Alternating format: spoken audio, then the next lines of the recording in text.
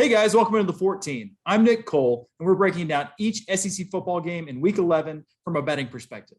Today, we're talking about the number one Georgia Bulldogs visiting the Tennessee Vols on Saturday, November 13th. This game's going to be played at 3:30 p.m. Eastern Time at Neyland Stadium in Knoxville. It'll be televised on CBS. From a betting perspective, this game opened with Georgia as a 21-point favorite, and as of Thursday afternoon, that line is at Georgia minus 20. The over-under opened at 54.5, and it has moved up to 56 as of this recording. I'll bring in our betting analyst, Christopher Smith. Christopher, this is the game that they chose for TV Game of the Week. Is it actually a Game of the Week in the SEC? I mean, probably. I guess you could make an argument for Texas A&M, Ole Miss, Mississippi State, Auburn. Those games will probably be more competitive, but on a national stage, that definitely the most important game in the SEC at least. I mean, Georgia's got a filthy schedule in the SEC East this year, right?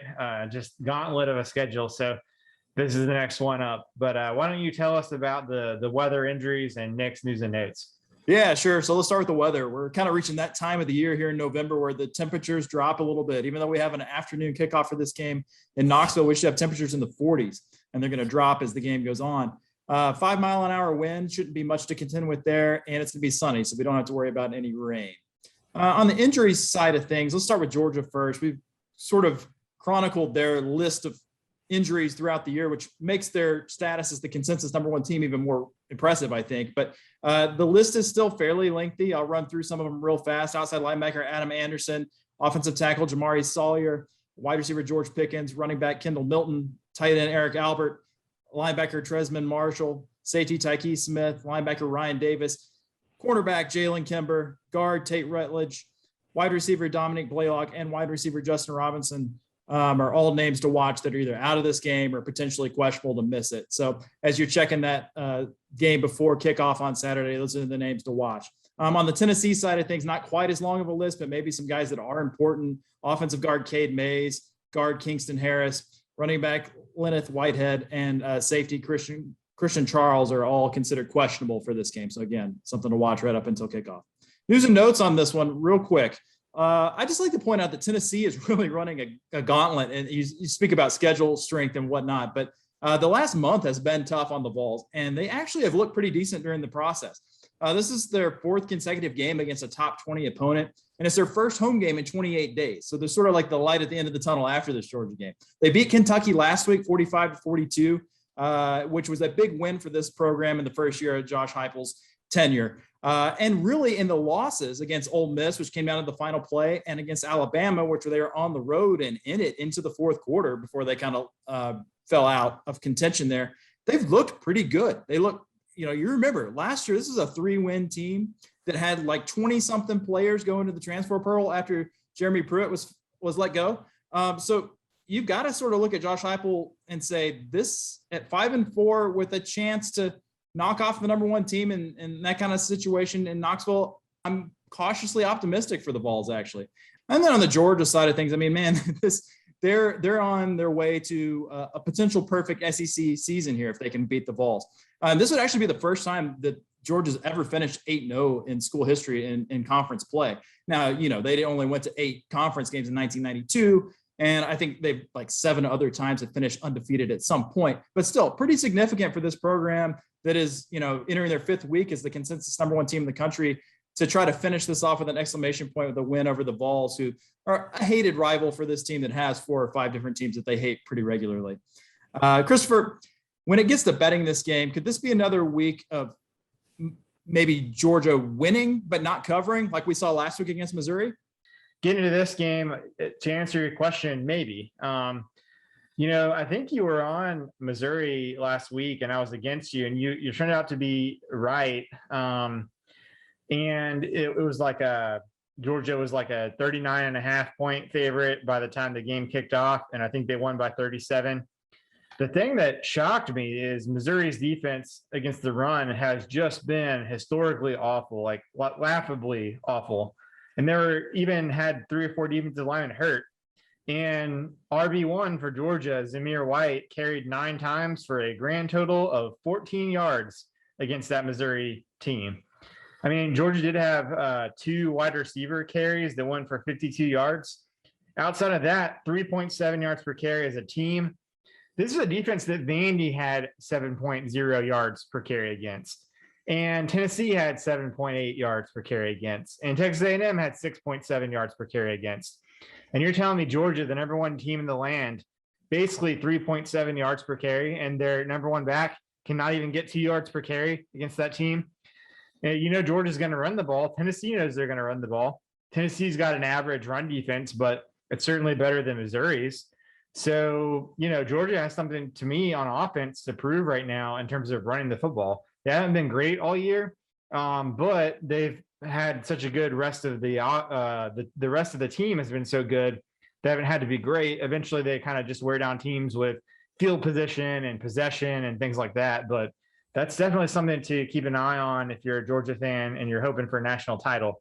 I don't think that Georgia's defense has really faced an offense that has any chance of testing it yet. I mean, you know, UAB, South Carolina, Vanderbilt, Missouri, Kentucky, bad offenses across the board.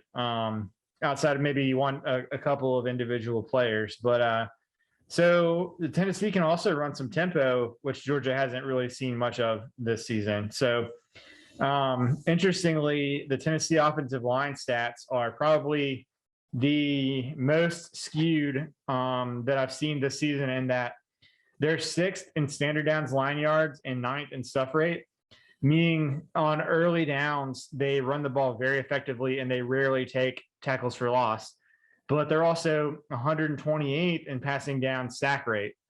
So they're very good at avoiding 3rd and long, avoiding situations where it's obviously going to be a pass.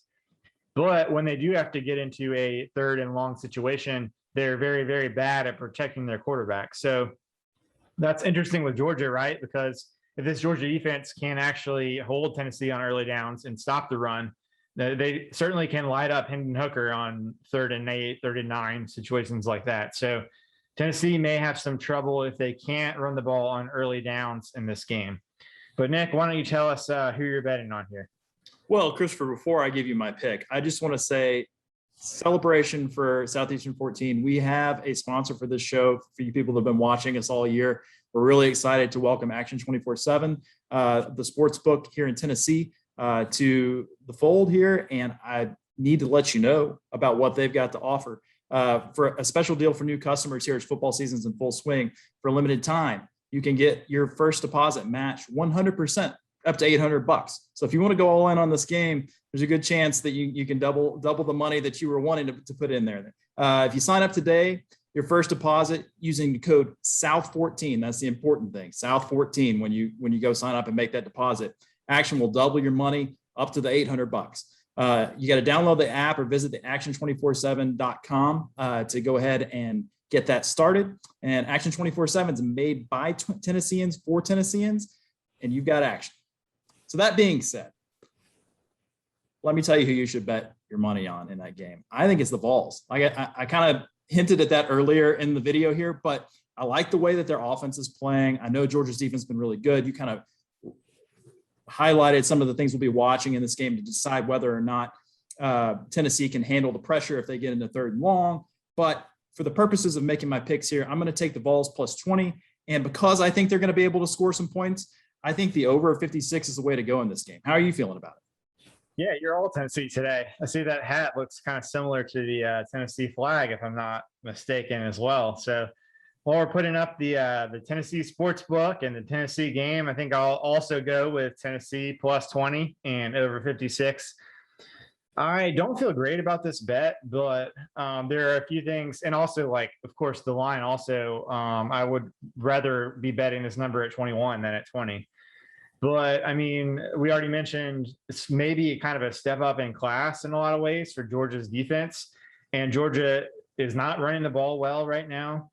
And Tennessee certainly will be looking to this game, very excited about trying to show that they're pretty close for recruiting right around the corner, signing day, and other reasons. So I do think that in some ways at this point, the market value may be around Tennessee, but I don't feel super confident because of the stats I read on the Tennessee offensive line Georgia may be able to force them to throw the ball.